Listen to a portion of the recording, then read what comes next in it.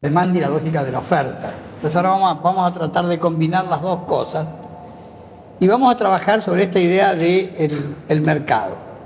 Entonces, en lo que es el mercado para la formulación clásica, o digamos, lo que se entiende habitualmente por mercado, es un lugar de encuentro. Es un lugar de encuentro donde hay quien compra y quien vende, oferentes y demandantes. Y este puede ser un mercado real o un mercado virtual. Si el mercado es el disco cuando vamos a comprar tomates, vamos con la guita, pagamos ahí, llevamos los tomates, etc. Mercado.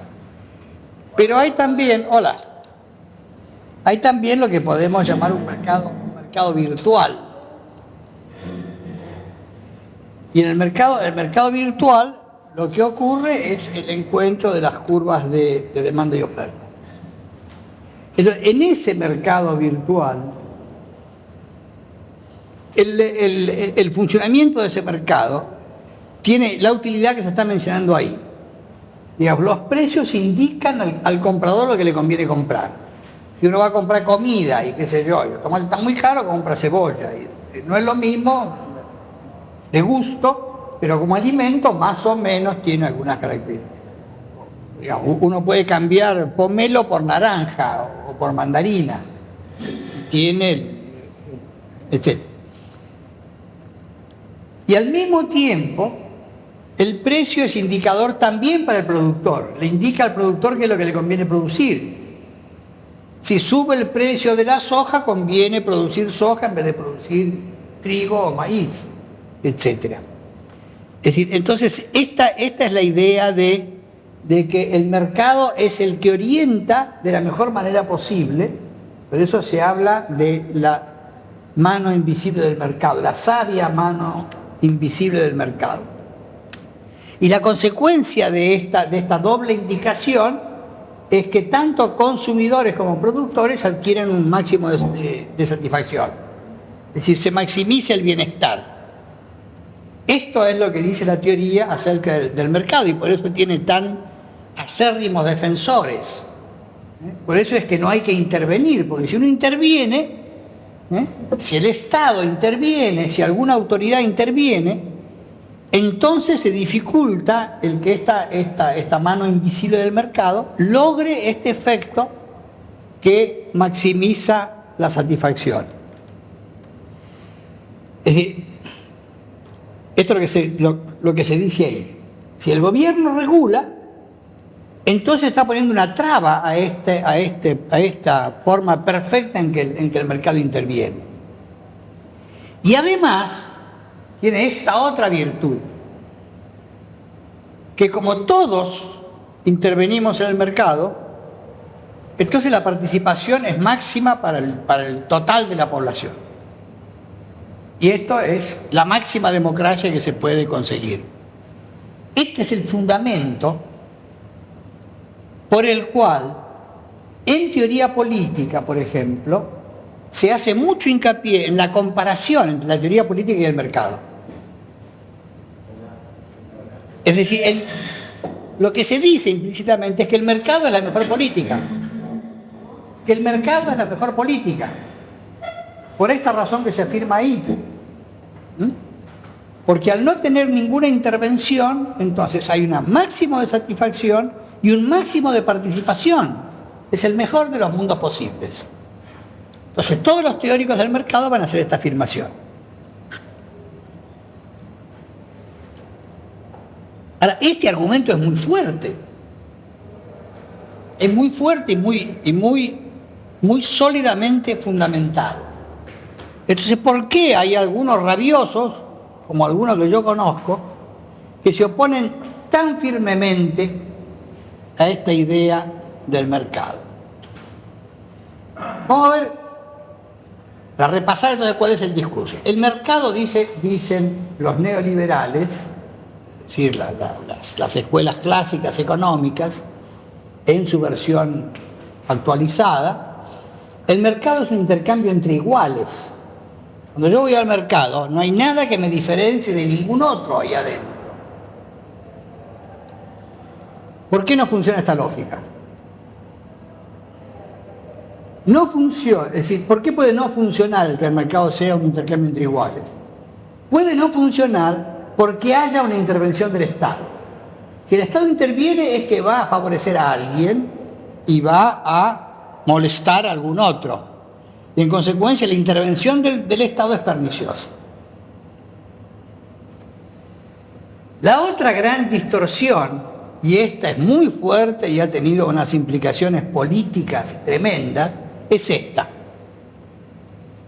Cuando hay sindicatos, los sindicatos lo que hacen es que impiden el funcionamiento de la ley de oferta y demanda para la mercancía fuerza de trabajo.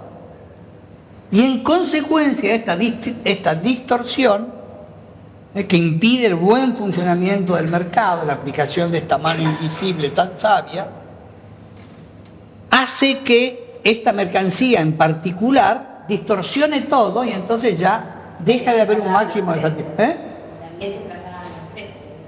Y por supuesto esto se traslada a los precios, qué sé yo qué, si un grupo defiende que ellos hay que tratarlos de una manera diferente en cuanto a precios, condiciones de trabajo, beneficios,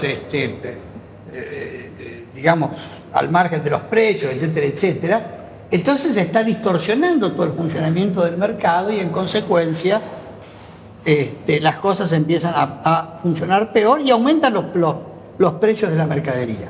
¿Cuál es la solución para estos problemas? Una es la privatización. Otra es la que se conoce como desregulación. No hay que intervenir. La otra es la que se conoce como flexibilización, en particular la flexibilización laboral. No hay que tener, digamos, distorsiones para la libre contratación de la fuerza de trabajo. Incidentalmente, esto es otro argumento a favor de la democracia. ¿Por qué? Porque el obrero tiene que ser libre para poder contratar su fuerza de trabajo. Es fantástico, ¿no? Digamos, todos los recursos discursivos que se utilizan para defender esta posición. El otro discurso, el discurso marxista o el discurso progresista, cualquiera de los dos, lo que afirma es que el mercado es un intercambio entre desiguales, no un intercambio entre iguales. Lo que afirma este discurso es que no es cierto que todos somos iguales. ¿Por qué puede no funcionar esta lógica? Por la interpretación incorrecta del papel del Estado. Esto lo vamos a ver un poco más adelante acerca del papel del Estado. La otra cuestión es esta. Es que la mercancía fuerza de trabajo no se intercambia por su equivalente. Es decir, el mercado no puede resolver esta desigualdad. Y además esta desigualdad tiene que existir necesariamente porque si no, ningún patrón contrataría un trabajador, ningún empresario contrataría un trabajador. Si no existiera el excedente de valor, es decir, si el productor directo, el trabajador directo, no generara más valor que el que él recibe para su propia reproducción, no hay forma de que se mantenga una empresa capitalista. Nadie trabaja a pérdida, digamos, ¿cierto? Como lo están demostrando en este momento las empresas de servicios en nuestro país, ¿no? ¿Qué es lo que están reclamando? Miren, no estamos ganando guita. ¿Qué es esto? ¿Se dan cuenta? Está bien, antes ganaron muchas, pero ahora no ganan lo suficiente para mantener su nivel de vida como corresponde.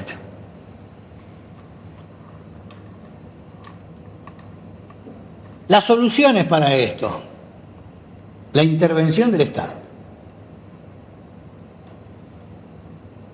O, en el extremo, la eliminación del mercado. O sea, una solución de otro tipo. Estos son los dos discursos. Las condiciones que se dan para el funcionamiento de esta lógica del mercado. Estamos hablando de lógica del mercado. Una de las condiciones es la multiplicidad de oferentes. Multiplicidad de oferentes. Para que la lógica pueda funcionar. Si no hay multiplicidad de oferentes, es decir, si hay un monopolio en el extremo o un oligopolio, entonces la lógica no funciona. Porque si hay un solo oferente, y yo fijo el precio, ¿me compras o no me compras? Chao. ¿Qué es lo que nos pasa con las empresas de servicios? Hay muy poquitas. Entonces no hay competencia. Si no hay competencia, entonces el oferente fija por sí el precio al cual quiere vender. Y el demandante no puede hacer otra cosa que o compra o no compra. No tiene posibilidad de elegir entre varios. Pero Mario, el mercado capitalista sin regulación indefectiblemente va hacia el oligopolio o hacia el monopolio. Sí, señor.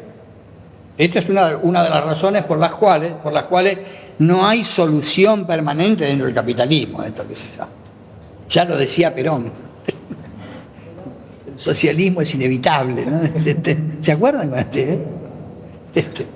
No hay forma de escaparse a esta conclusión que está dada por esto que vos acabas de decir. Es decir, el capitalismo está mostrado en todos los países centrales. Lo que pasa es que si el Estado regula, ¿qué quiere decir? Que estamos en una situación en que hay intervención del Estado con una parcial eliminación del mercado. Las soluciones son de este tipo. Son del tipo que está marcado ahí como marxista o progresista. Es decir, esto quiere decir o socialismo o un Estado que realmente regule. No como Suecia, que es alguna cosa de este tipo, ese país tan desconocido, pero que dicen que funciona con muy buenos mecanismos de regulación. Y aunque muchos de los países europeos, Francia, qué sé yo, no sé si Alemania, pero parcialmente esos países, digamos, que no están dentro de la bestialidad de Estados Unidos, digamos, funcionan con mecanismos de regulación. No por nada, toda la escuela económica de la regulación viene de Francia, fundamentalmente, Francia y Alemania, un poco Italia, ¿no?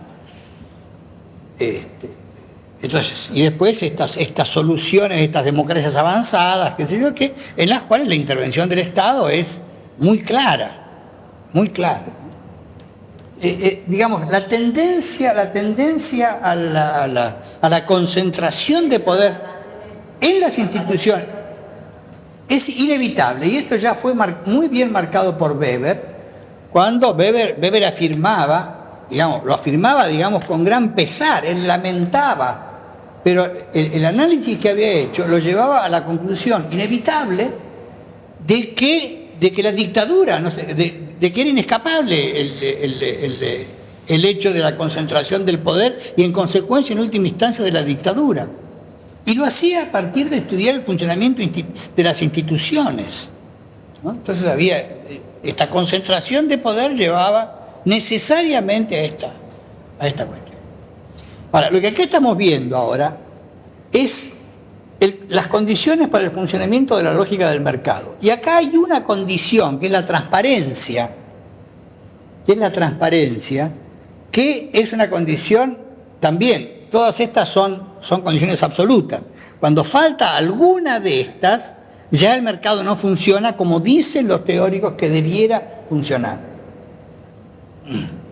Si no hay transparencia en ambas direcciones, ¿qué quiere decir transparencia? Quiere decir que todos y cada uno de los oferentes y todos y cada uno de los demandantes tienen que ver cuáles son las condiciones en que está funcionando el mercado en cualquier lugar. Es decir, es como si cada uno de nosotros tuviera que saber exactamente cuál es el precio de los tomates en cada lugar de la ciudad de Buenos Aires, por lo menos donde se venden tomates. En el caso de salud es mucho peor. En el caso de los tomates la cosa es muy clara. Si yo sé el precio de los tomates en todos lados, bueno, decido irme a Montechingolo a comprar tomates. Clarísimo, ¿no? Estas son las trampas que tienen estas formulaciones cuando están pensadas teóricamente sin tomar en cuenta las condiciones reales de funcionamiento de los hechos, ¿no? ¿Se entiende esto? Dios mío, las cosas que hace este programa. Después, la otra cuestión es esta. ¿Se acuerdan que habíamos visto las curvas de oferta y demanda? Vamos a volver a verlas en algún momento. Pero esta es la otra condición, que en la medida en que decíamos, los precios y las cantidades se fijan en los puntos de cruce, si hay desplazamientos por alguna razón, estos desplazamientos tienen que ser instantáneos. Esto para los precios no hay ningún problema. Precio, lo subo, lo bajo, qué sé yo, que el desplazamiento puede ser instantáneo. Pero el desplazamiento de las ofertas de bienes, acá ya la cosa es distinta. No hay desplazamientos instantáneos en las ofertas de bienes o servicios, sobre todo de bienes,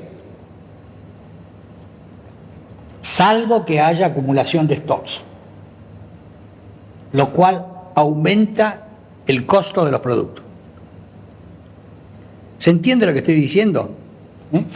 Es decir, yo no puedo aumentar instantáneamente la oferta de bienes. ¿Por qué? Porque si el bien es, supónganse, un aparatito de estos, o inclusive un aparatito de estos, o cualquier cosa de estas, tengo que producir, si no hay stock, tengo que producirlo. Y si tengo que producirlo, esto ya se me fue al demonio el desplazamiento instantáneo a lo largo de la curva de oferta. Y en algunos casos es mucho peor. En el caso de los alimentos, por ejemplo, es mucho más grave. Por ejemplo, si hay un aumento en la demanda de pan y tengo que sembrar más trigo, bueno, el proceso por lo menos va a demorar unos meses, por lo menos.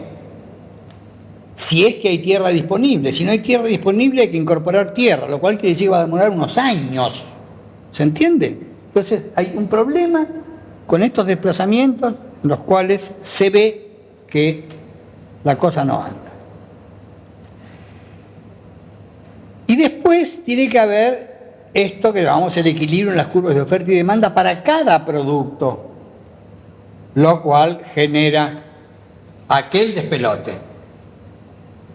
Además de que hay productos que son sustitutivos. Yo puedo sustituir pan por galletas, por ejemplo, o cosas por el estilo. O tomate por cebolla, como decía antes, o por berenjena, o cosas por el estilo, etc. Está todo ese otro tema de la preferencia del consumidor. Digamos que acá estamos hablando en teoría, ¿no? Y la competencia tiene que ser perfecta.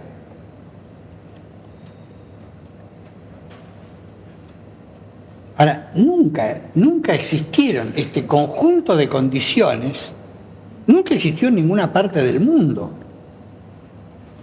De manera que el funcionamiento de un mercado puro, que es lo que Cavallo trató de imponernos, Cavallo y los que vinieron después, y los que seguirán seguramente, van a tratar de ir imponiendo, esta cosa no funciona, simplemente.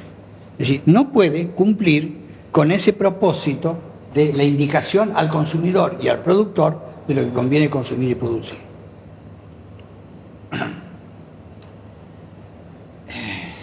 Bueno, y entonces veamos, la multiplicidad de oferentes se transforma en esto que se señala aquí. Oligopolio o monopolio. Es decir, por las razones que decíamos antes, ¿no es cierto? Esta concentración que se produce del poder. Y entonces, este comportamiento de si yo me puedo quedar con el negocio del de al lado, esta pelea dentro de la clase dominante, lo que decíamos antes, que lleva a la necesidad del Estado para lograr la articulación dentro de la clase dominante, conduce necesariamente al monopolio, al oligopolio o al monopolio. Segundo punto, la transparencia es mucho mayor para los vendedores que para los compradores. Hay un mercado central. Al mercado central van los oferentes, no los demandantes. Nosotros no vamos al mercado central, sino que van los tipos que son oferentes en el mercado real. De manera que tienen mucho más transparencia y saben mucho más, están más informados sobre este punto. No hay desplazamiento instantáneo de cantidades a lo largo de la curva de oferta, lo que se modifica son los precios. En mi definición, yo digo, para mí el subdesarrollo significa fundamentalmente esta cuestión. Significa falta de flexibilidad en la oferta. Si uno va a un país desarrollado se va a encontrar con que es mucho más rápido el acomodamiento de los oferentes de los mercados a la demanda. Bueno, acá la otra cuestión es que la posibilidad del equilibrio depende de la elasticidad de los productos. No me acuerdo si está Vamos a ver enseguida qué significa esto de elasticidad. Es decir, hay una cuestión que se llama elasticidad precio. ¿Qué quiere decir lo siguiente? Es una relación que depende de la inclinación de las curvas de oferta y demanda. Ahora lo vamos a ver, creo que tengo un dibujito para mostrar esto. Esto quiere decir lo siguiente. Si yo tengo una curva de demanda, ya vimos que la curva de demanda es así, ¿no es cierto? Estos son cantidades, estos son precios. Si los precios suben, van para allí, la demanda, la cantidad baja. Si estamos aquí y el precio sube y el precio llega hasta aquí, la cantidad disminuye. ¿Sí? Esta es la curva de demanda. Ahora, la elasticidad se refiere a cuánto baja la cantidad de acuerdo con el aumento del precio. Es decir, es una relación entre esta dimensión y esta dimensión. Y esa relación, como muy bien sabemos todos nosotros por la trigonometría de colegio secundario, que todos se acuerdan perfectamente, es la tangente a esta curva. Esta tangente. Lo cual lo hace, a lo que se acuerdan del análisis matemático de la escuela secundaria, es la derivada de esa curva. La elasticidad, entonces, en términos comunes, elasticidad quiere decir, si el precio sube un poquito, la cantidad baja un poquito o un mucho. Es elástica si baja mucho. Por un poquito que suba el precio, la cantidad baja mucho. Eso sería muy elástico, ¿no es cierto? Fíjense, en el caso de la salud, suponiendo que lo de la salud fuera un mercado, que hay que funcionar, etcétera, etcétera. ¿Ustedes qué piensan? ¿Será muy elástica o poco elástica? Si el precio aumenta, ¿la demanda baja mucho? No baja. En los mercados privados, es decir, el problema que hay es que la cantidad demandada no va a bajar mucho aunque aumente el precio. Quiere decir, vamos a estar en este caso. Este es uno de los problemas que tiene la demanda en los servicios privados cuando se habla de salud.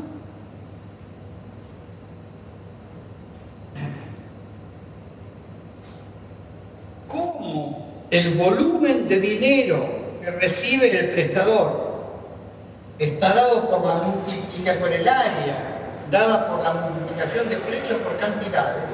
¿Sí? Quiere decir que en esta situación situación, el volumen va a ser todo este rectángulo más esta parte. Si el prestador aumenta el precio, lo que aumenta de beneficio para el prestador es todo esto, que es un área mucho mayor que esta. ¿Se entiende? O sea que la alternativa de trabajar menos para ganar más, ¿se ve?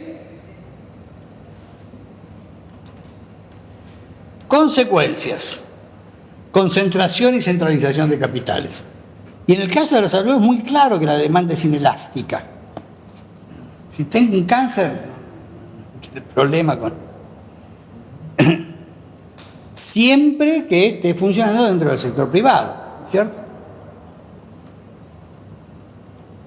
Problemas de la economía.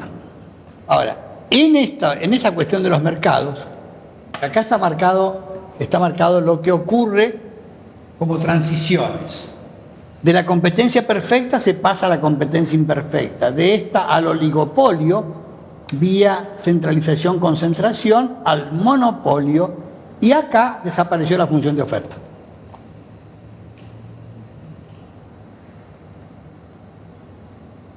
Pero, dice, el punto de partida es ideal, no es un observable empírico. Es decir, no ha habido en ningún caso,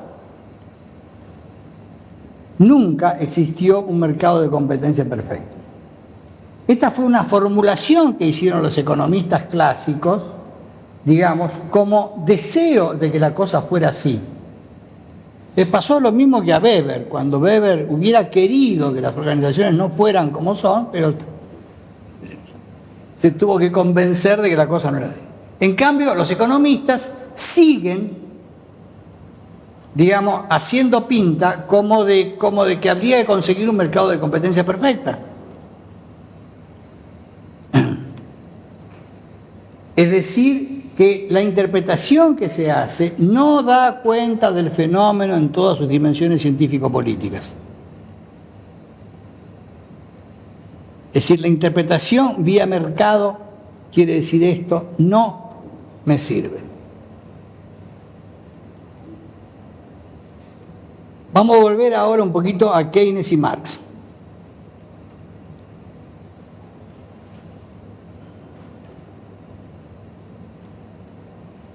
Para Keynes,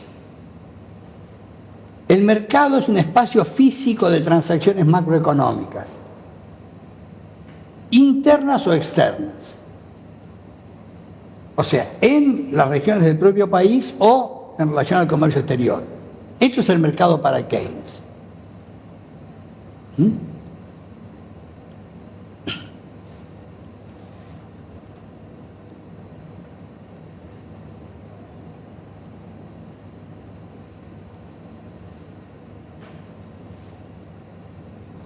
Y al mismo tiempo, este economista y estadístico privilegia la política económica, que tiene esos dos componentes, el crecimiento económico por un lado y el desarrollo sociopolítico por otro, en lugar de pensar en el mercado como orientador de la distribución y de la inversión. Esto que decíamos antes, este mercado que orienta a consumidores, en consecuencia, importante. No sé si a ustedes les da por leer de vez en cuando unas notitas que aparecen en página 12 en el suplemento Cash, que escribe un economista que se llama Manuel no sé cuánto. El baúl de Manuel. Son breves comentarios económicos. A mí me hacen acordar mucho una cosa que escribí Enrique Silverstein hace 30 o 40 años, no me acuerdo si en Crítica o La Razón, el diario El Mundo, alguno. ¿Vos te acordás también? Eran buenísimos, eran muy breves comentarios económicos, aunque escribió un par de libros, Enrique Silverstein, que era un personaje fenomenal. Escribió La historia de la guita, efectivamente. Claro. escribió La historia de la guita y La historia del laburo. Claro.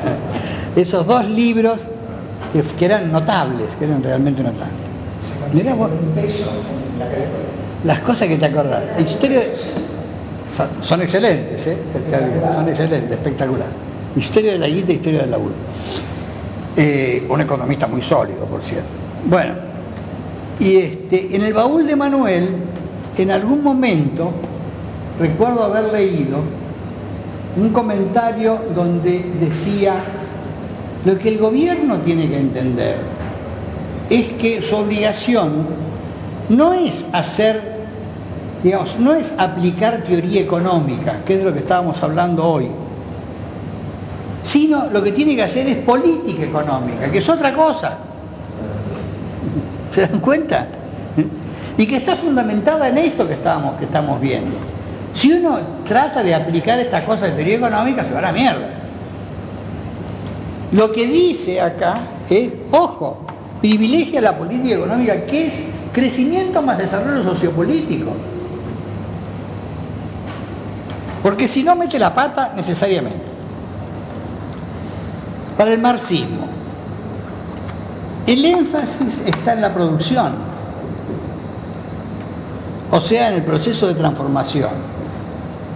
El resultado de este proceso de transformación es un producto.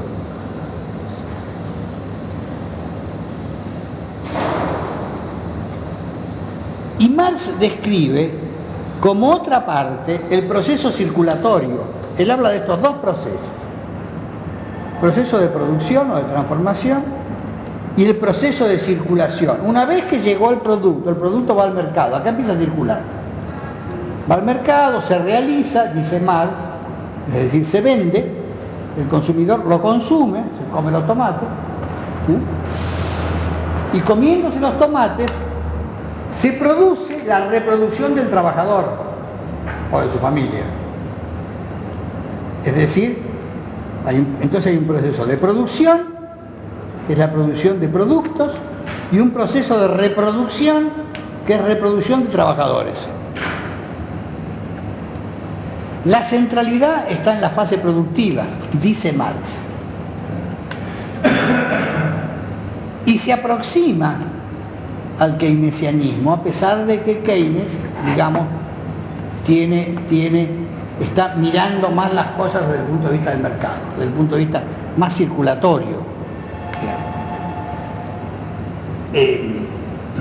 Para nosotros tiene mucha importancia esto por una razón muy fundamental. Cuando Keynes pone el acento en la fase circulatoria, en el mercado, está pensando como central que es en un país como Inglaterra en la década mediados del siglo pasado. Keynes es ministro en Inglaterra en la década del 40, por ahí, poco antes. Y está estudiando los fenómenos en Inglaterra, que es un país que tiene flexibilidad de oferta. Entonces responde a los problemas de mercado, a las demandas del mercado, con aumento de la producción, no de los precios. Más o menos. Con variantes. En nuestros países, con baja flexibilidad de oferta, el aumento de la demanda a lo que va es al aumento de precios. Y esta es la razón que aducía Cavallo para no aumentarle la jubilación a los jubilados. Si aumentamos la jubilación a los jubilados, van a ir con esa guita al mercado. ¿Qué va a pasar? Van a aumentar los precios. Y tenía razón. Secreto. El mercado en salud. Entonces, el único que puede no admitir regulaciones es el subsector privado. Y hasta por ahí, ¿no? Hasta por ahí. No cumple el requisito de transparencia. No hay transparencia en el sector privado. La oferta es flexible. Hablando de transparencia en el sentido que estamos hablando de mercado. Claro. Es decir, el demandante que va al sector privado no sabe qué es lo que demanda. Exacto. No sabe qué demanda. La demanda la hace el médico que lo atiende, que le dice, usted tiene que comprar tales cosas. Tiene que comprar radiografía, tiene que comprar cirugía, tiene que comprar análisis, tiene que comprar esto. Y el pobre tipo que está ahí, o compra o se vuelve loco. Entonces, la oferta es flexible, pero la demanda es rígida hacia arriba y flexible hacia abajo.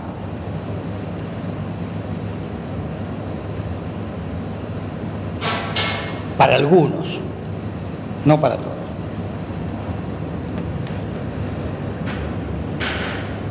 Y acá aparece fuerte el papel del profesional, no solo el médico. No hay demandantes. No hay demandantes. En la seguridad social y el subsector público,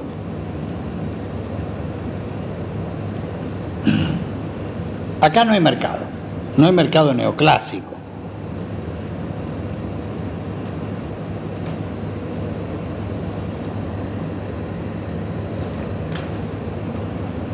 Y la conclusión es esta, dice, de donde la lógica de mercado no es útil para orientar las acciones que realicen el cuidado de la salud del pueblo.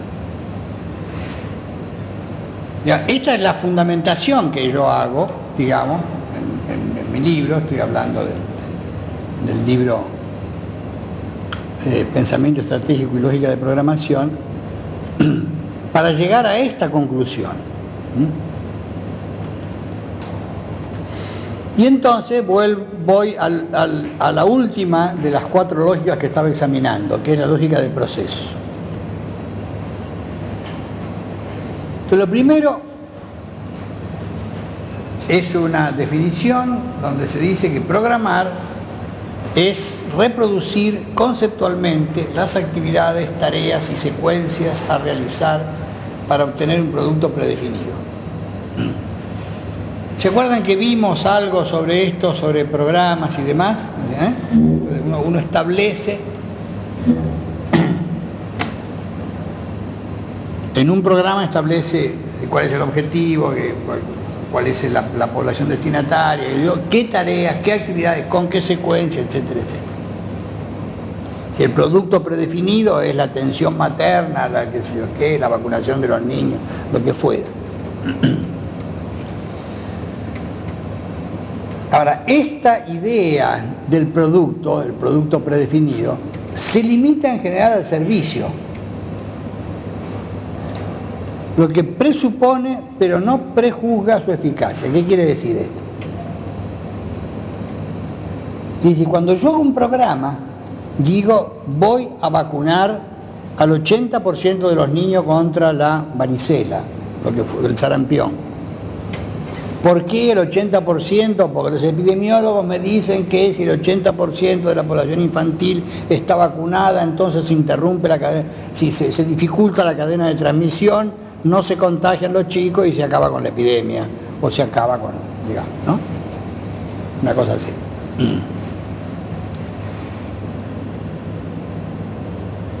Pero yo no digo que voy a lograr inmunizar al 80% de los niños, sino que voy a vacunar al 80%, lo que no es lo mismo.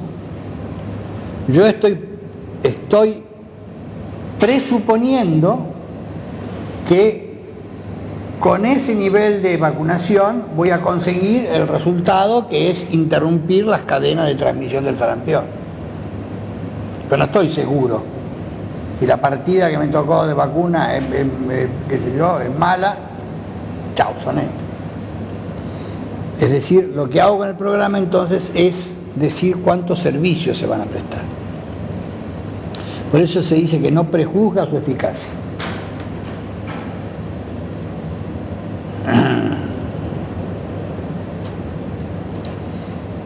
Es decir, esto significa, esos 3 puntitos quiere decir de dónde, ¿no? ¿Se acuerdan de la matemática? Los 3 puntitos, por lo tanto, o de dónde. Esa es la lógica, ¿cómo se llama? La lógica matemática, ¿no? Yo para ahorrar espacio entonces uso entonces La programación se realiza sobre actos de servicio. Entonces, eso quiere decir que se pueden hacer según el proceso de trabajo. Y por eso esto se llama lógica de procesos. Fíjense que nosotros cuando hicimos el método Sendes OPS, habíamos invertido esta cuestión. Y lo que decíamos cuando poníamos un objetivo era que queríamos reducir la tasa de mortalidad infantil en tantos puntos. Queremos reducir la tasa de mortalidad infantil a la mitad.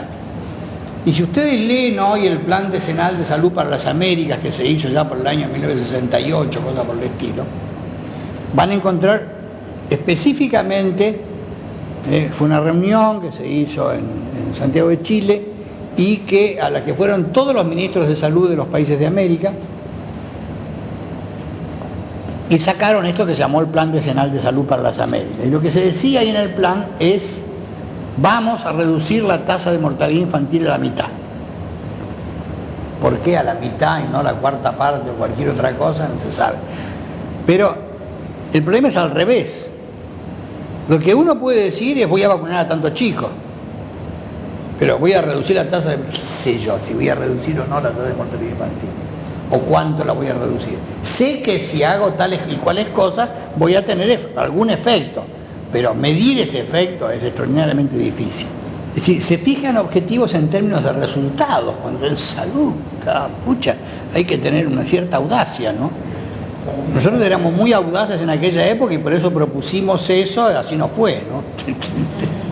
Después tuve que escribir una autocrítica.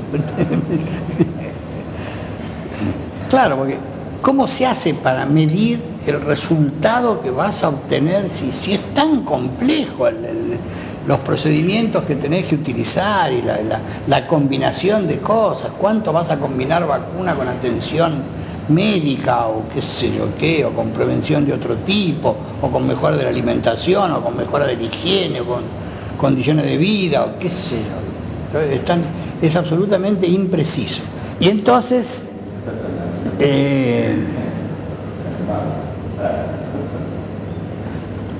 para poder hacer eso que se dice ahí, la afirmación que se hace acá, es que tendría que haber equipos para poder, digamos, realizar una programación sobre actos de servicio. Equipos que funcionasen como equipos. Acá hay una crítica a la forma en que funcionan los equipos en nuestro país y en muchos de los otros países que yo conozco, por lo menos. Yo he visto funcionar bien equipos de salud en Cuba. No he visto funcionar equipos de salud bien en prácticamente ningún otro país. Es decir, porque lo que se crea es una mini estructura burocrática, ¿no? Y entonces eso no es lo que...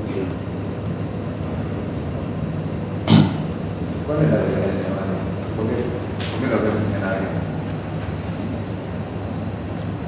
mencionaba? Por una razón básica, y es que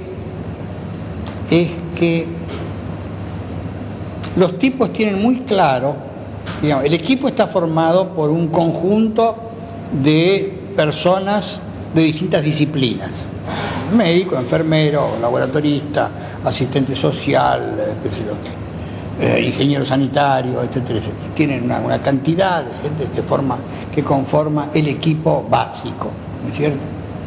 Y los tipos saben que cada uno de ellos sabe cosas diferentes. Y este es el secreto de la cuestión. ¿Por qué no funciona en otros sitios?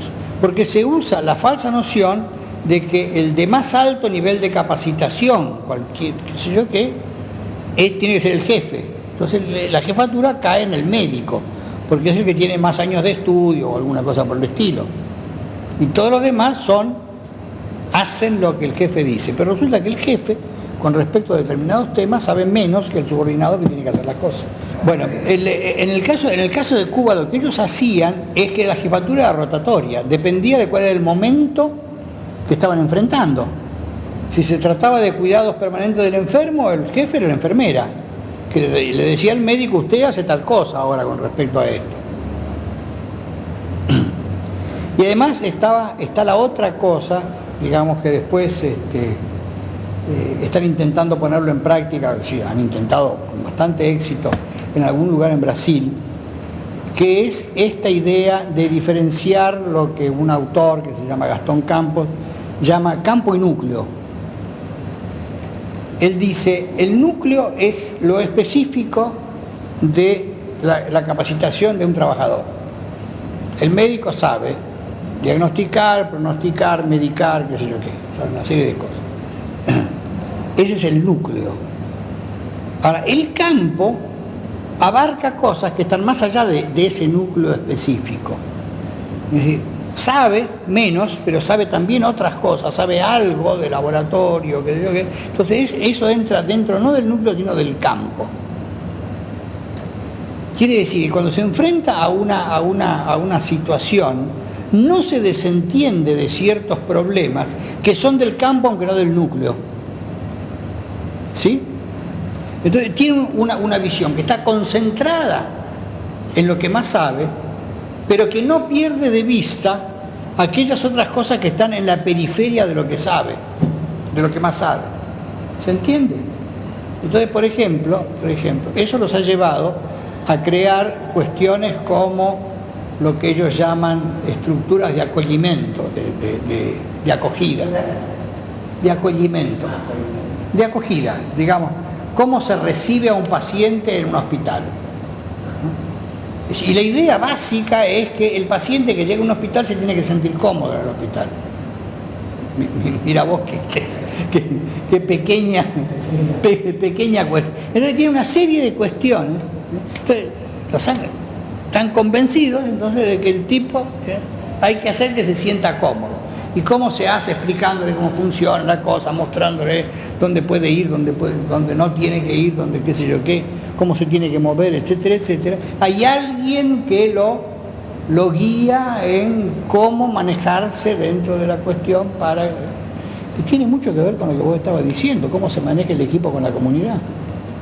Esta relación que hay que establecer con los grupos que están fuera del equipo, que son este acogimiento, este manejo de todo esto que es periférico a la cuestión central. El médico tiene que diagnosticar, pronosticar y medicar, básico, ¿no es cierto? Y seguir al paciente, etc.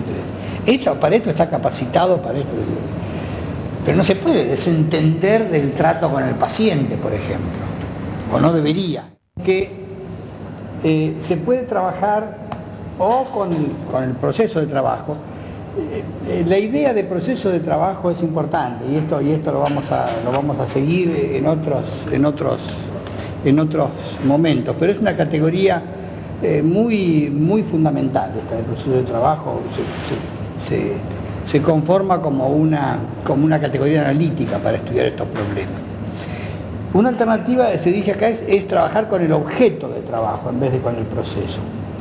El objeto de trabajo en el caso de salud es un paciente, es un individuo al cual se lo puede ir siguiendo entonces en la forma en que circula por un servicio.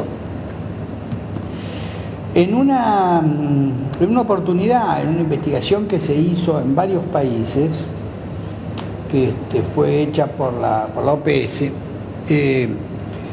que dirigió un epidemiólogo norteamericano, que es cardiólogo también, Kerr White, ellos propusieron una forma de clasificar las enfermedades o los pacientes de una manera distinta a la que se hace habitualmente. Habitualmente nosotros clasificamos por enfermedades. Tal paciente tiene una enfermedad de tal tipo, una úlcera de estómago. Y tenemos la clasificación internacional y qué sé yo. Y este grupo, que era un grupo multinacional, el que intervino por Argentina fue Paganini.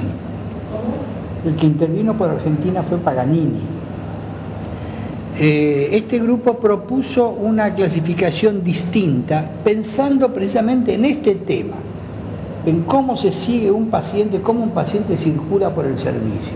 Lo que propusieron fue entonces clasificar de acuerdo a síntomas. El paciente con dolor de cabeza, o paciente con dolor de estómago, o paciente con trastorno, con hemorragia de tal tipo, o paciente con... Es decir, no por enfermedad, sino por síntomas, por síntomas o por signos, lo que el paciente dice. Porque esta es una indicación sobre cómo tiene que circular. La idea era un poco esta. Claro que todo esto después llevó a una reflexión sobre el asunto y entonces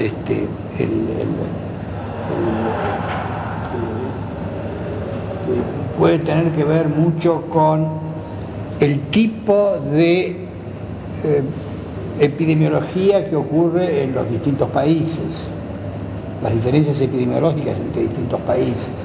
Los países más avanzados, en este caso Estados Unidos, se vuelcan mucho más sobre una epidemiología de enfermedades crónicas.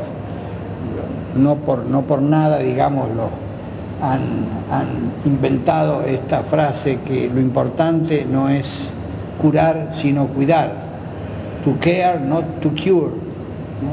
Esta es una frase que usan sanitaristas norteamericanos. Es decir, que tiene un poco que ver con esta idea de ya no se los puede curar, porque, digamos, las enfermedades que se pueden curar ya están curadas, o digamos así, están prevenidas. Entonces están muy volcados hacia las enfermedades crónicas, que en general no son curables, sino que son cuidables. Entonces, para este propósito es mucho más importante ver los síntomas que el diagnóstico de la enfermedad. ¿Se entiende la idea? Un poco esto. Bueno, pero de todas maneras es una de las cuestiones. Y entonces el fundamento es este, ¿no? Que diferentes pacientes tienen diferentes tránsitos. Y esto tiene que ver mucho con los problemas organizativos, tal como se plantean los problemas organizativos. Lo vamos a ver enseguida. Entonces, la lógica define el objeto y cuál es la necesidad de ese objeto, es decir, de ese paciente. ¿Cuáles son las acciones secuenciales, concatenadas, a que va a ser sometido? Y entonces, de esa manera, ¿qué recursos necesitan para completar el proceso de trabajo? Esta es la idea de trabajar en base a la lógica de procesos, en este caso a la del objeto del trabajo. En cuanto al proceso, entonces, el proceso de trabajo lo que estudia es esto, es cuál es la secuencia de actividades transformadoras del objeto. Cuando Cristina Laurel estudia las fábricas en México, cuando está estudiando, digamos, Cristina Laurel es una trabajadora mexicana, una sanitarista mexicana, es una médica, pero en realidad originalmente sueca, pero que se casó con un mexicano, se fue a México y ahora es la secretaria de salud de la Ciudad de México, tipa muy prestigiosa, tiene media docena de libros por lo menos escritos, y su hipótesis central, ella trabaja sobre la hipótesis central de que la salud está ligada estrechamente a los procesos de trabajo. Digamos, su categoría analítica sobre la salud son procesos de trabajo. Y ha estudiado en muchas oportunidades, fábricas donde lo que examina es los procesos de trabajo de los distintos grupos de trabajadores que trabajan en la. Entonces, proceso de trabajo entendido de esta manera, como estructuración dinámica de actividades que se dirigen a la transformación de un objeto. Esta es la idea. Y entonces, en este proceso, lo que interesa es cómo es el tránsito, cuánto tiempo se tarda entre diferentes formas organizativas. Vamos a ver enseguida qué quiere decir eso. El tránsito material o virtual, etc. Entre formas organizativas. Y lo que es más importante acá es esto que dice aquí, que cada actividad es compatible con una forma organizacional. Es decir, la forma de organización, entonces acá este es un tema muy central de nuevo. Es decir, lo que se dice acá es que una actividad específica, va a estar en relación de compatibilidad con una forma de organización específica. Digamos que, entonces, no cualquier forma de organización, sino una forma específica para la actividad específica. Y que esta es la condición de la eficacia y de la eficiencia. Entonces, en cuanto a los objetos de trabajo, y vamos a ver ahora enseguida por qué decimos esto, pueden ser homogéneos o heterogéneos. ¿Qué quiere decir esto? El objeto de trabajo es aquello que llega a un lugar, a una forma organizativa para ser transformado. Esos objetos que llegan pueden ser todos iguales o pueden ser todos diferentes. Y pueden ser homogéneos o heterogéneos. Esta es la afirmación. A su vez, el proceso a que van a ser sometidos puede estar normado o puede no estar normado. Es decir, puede haber un manual de procedimientos que diga cuando llegue un objeto de tal tipo, usted lo tiene que manejar de esta manera. Ay, me olvidé de traer, tenía el manual de normas, el otro día se lo traje. Ah, debe estar acá. No, o me lo llevé yo. Me lo llevé. Un manual de normas cubanas de administración. Donde ahí, digamos, expresa muy bien lo que quiero decir cuando hablo de procesos normados. Ahí se dice, si tal cosa, entonces haga tal cosa. Si pasa tal otra cosa, haga tal otra cosa, etcétera, etcétera. Está todo normado. Y después vamos a ver cómo comparamos estas dos cosas. ¿Qué es lo que vamos a mostrar aquí?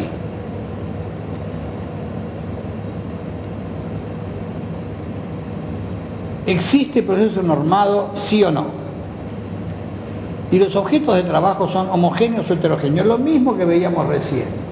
Entonces, en este caso, lo que vamos a construir es la matriz, con este procedimiento tan bonito que estoy utilizando aquí, la matriz, para dar cuenta de esta cuestión. Fíjense qué lindo queda.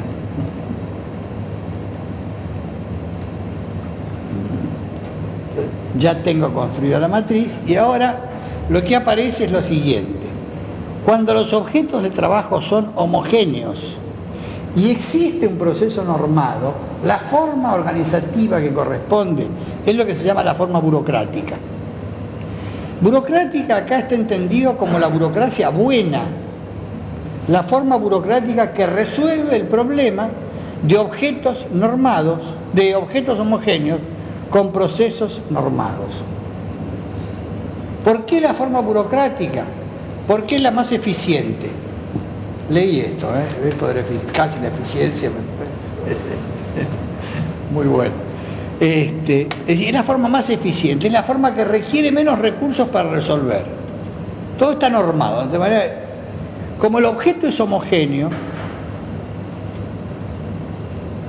y ya se sabe cómo es, no hay que diagnosticarlo cuando llega. Quiere decir que la entrada a esa forma organizativa va a ser sencilla. Y te pongo un ejemplo de salud. Servicio de tocoginecología que recibe embarazadas a término, ¿no? Todas las mujeres que llegan con un embarazo a término y entonces es muy fácil, digamos, darles entrada. ¿Tiene dolores cada cuánto tiempo? ¿Con qué dilatación del cuello uterino? Chao, para acá, fácil, ¿no? Bueno, pero más o menos. En otros casos es mucho más complicado. Chico que llega con un ataque de convulsiones es mucho más complicado que un embarazo. Sí, pero en ese caso se sale de la fila. Es embarazo a término con proceso normal. Entonces, convulsiones no tiene las normas que hacer. ¿Un chico con convulsiones qué es? Es un chico que tiene un trastorno de conducta, que tiene una encefalitis, que tiene una Lo que te quiero decir es que antes de darle entrada a un chico con convulsiones, vos tenés un proceso de diagnóstico que es mucho más complicado. Entonces la puerta de entrada no puede ser igual que en el caso del embarazo a término. El embarazo a término, si no tiene una gestosis, una hipertensión maligna, o no tiene convulsiones, o no sé qué querer, pero digamos, En la mayoría de los casos vos decís cada cuántos minutos, qué dilatación y listo. Y no necesitas mucho más, ¿no es cierto? Bueno, ¿se entendió esto? Vamos al otro.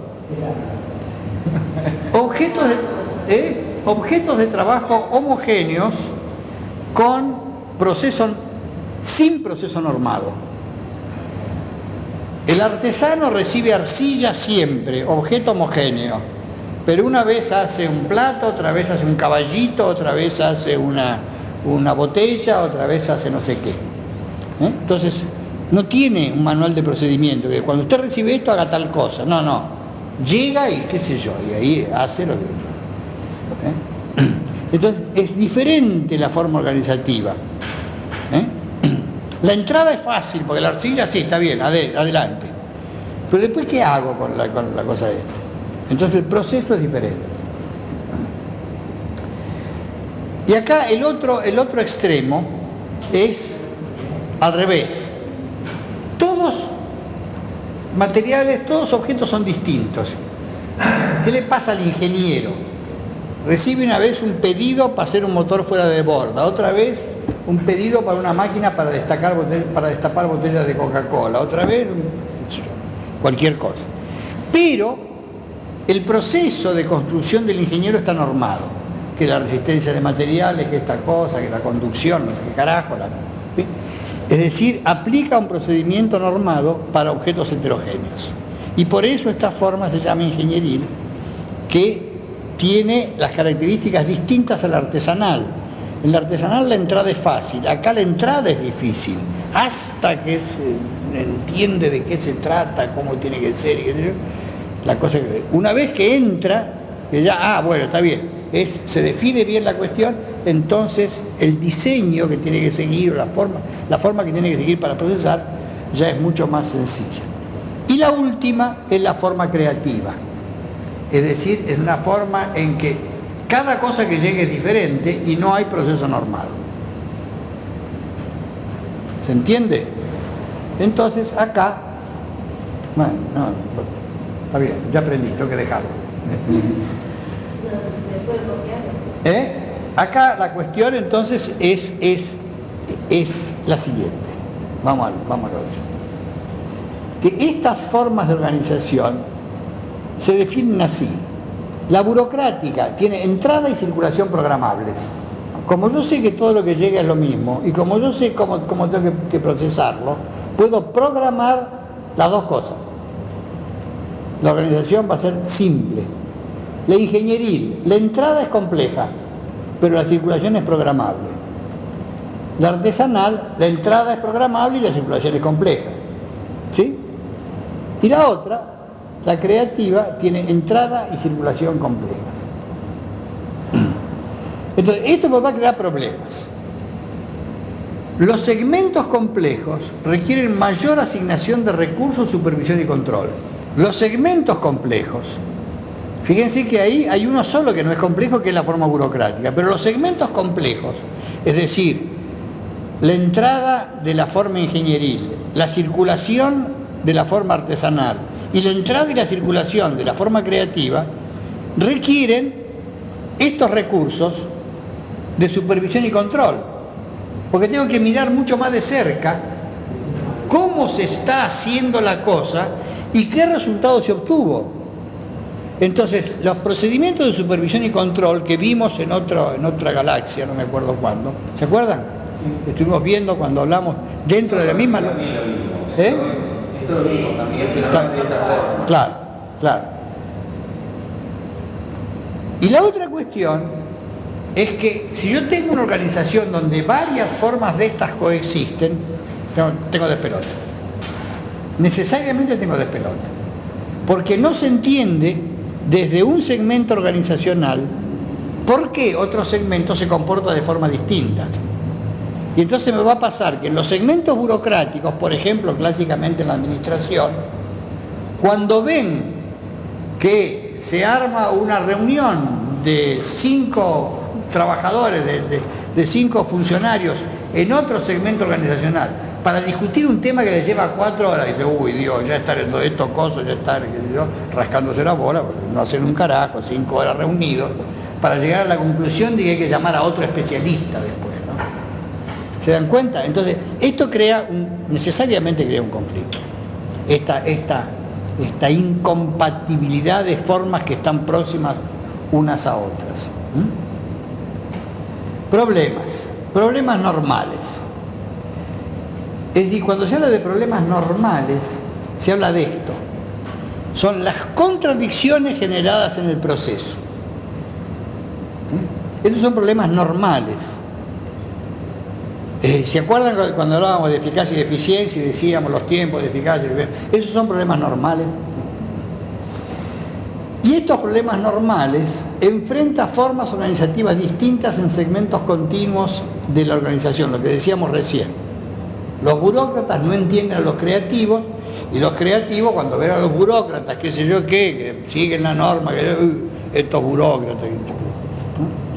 Entonces, no hay comprensión. Los patológicos son defectos de la lógica. Cuando hay una secuencia incorrecta de las actividades. Recibo a la mujer embarazada a término con dilatación de 8 centímetros y la mando a la casa. Error. No la puedo mandar a la casa porque la tengo que mandar a la sala de parto. Para el hospital es colectivo.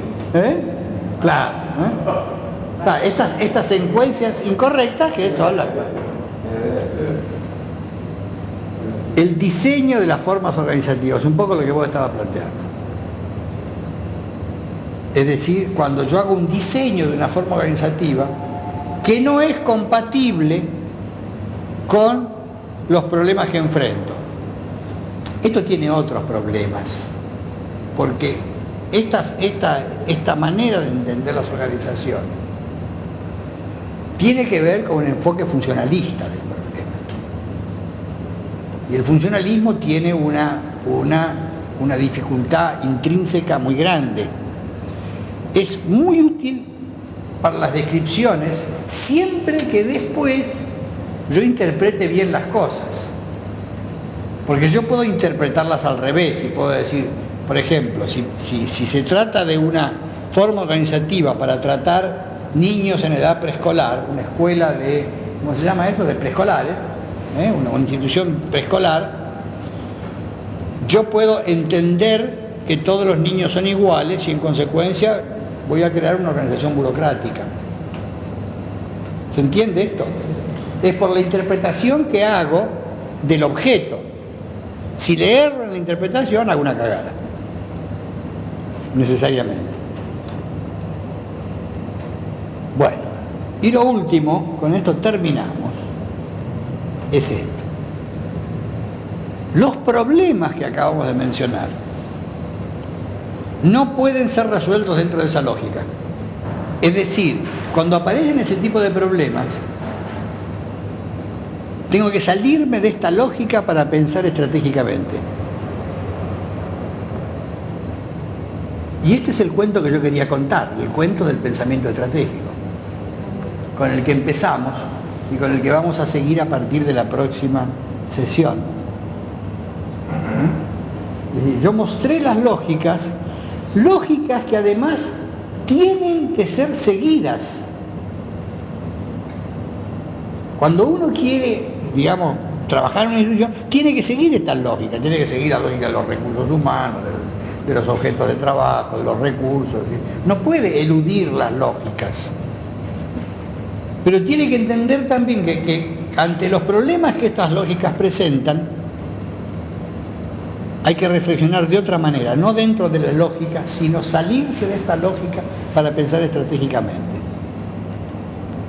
Subrayado, en rojo, con letra grande, todo así.